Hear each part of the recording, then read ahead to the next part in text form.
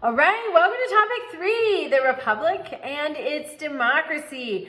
So what we essentially have is a representative republic. So you're going to examine the ratification of the Constitution. Remember, initially, the first governing document was the Articles of Confederation.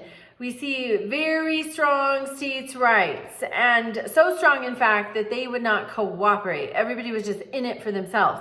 And if cooperation happened to come along with that, great. But if not, we were in a mess. So they come together in May of 1787. They write the new Constitution. Now it's got to be ratified.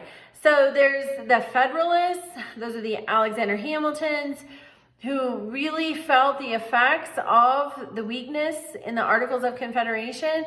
And they're trying to correct that with a Constitution and a stronger federal government. Essentially, somebody's got to be in charge. And so that's what they're trying to effect. And then we see the anti-federalists, the Thomas Jeffersons, who wanted strong states. They were worried that the federal government would morph into something that neither side anticipated. And I think there's an argument to be made that more than 200 years later, that could be the case. But make your case. Are you a Federalist? Are you an anti-Federalist? There is ample evidence on both sides. So make your case in your response to discussion question 1. Then discussion question 2, we're looking at those Civil War amendments. That's the 13th, 14th, and 15th amendments. How did those impact the civil rights of Americans immediately after they were added to the Constitution? For example, the 13th Amendment was necessary to abolish slavery nationwide. The Emancipation Proclamation only abolished slavery in the rebel states.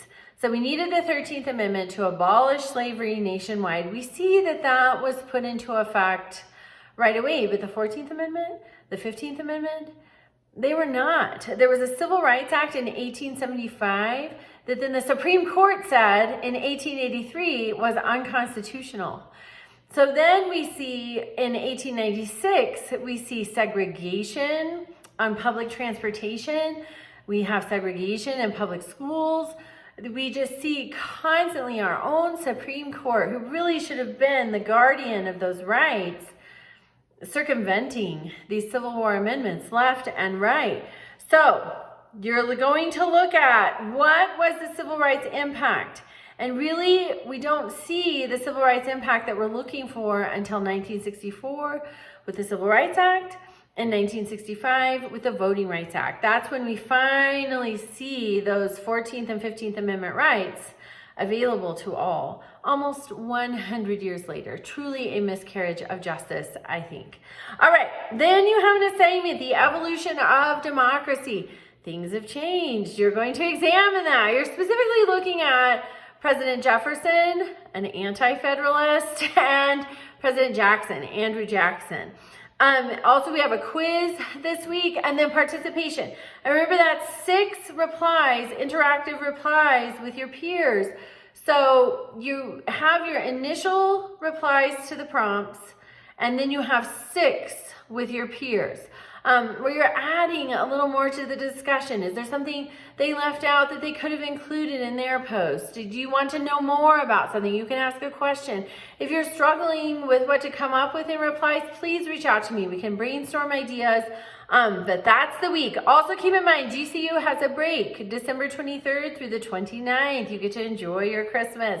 I will be available through email and messenger that whole time. So reach out if you're working on things and you have questions. It's a great time to get caught up. If you're behind, submit things, reach out to me to reassign them. If I've zeroed something and now you have it ready, I can reassign it, you can submit it. There's no late point penalty. So use this as a time to catch up. Have a wonderful holiday, and I will see you in the discussion boards, and I'll see you back here on December 30th. Thank you.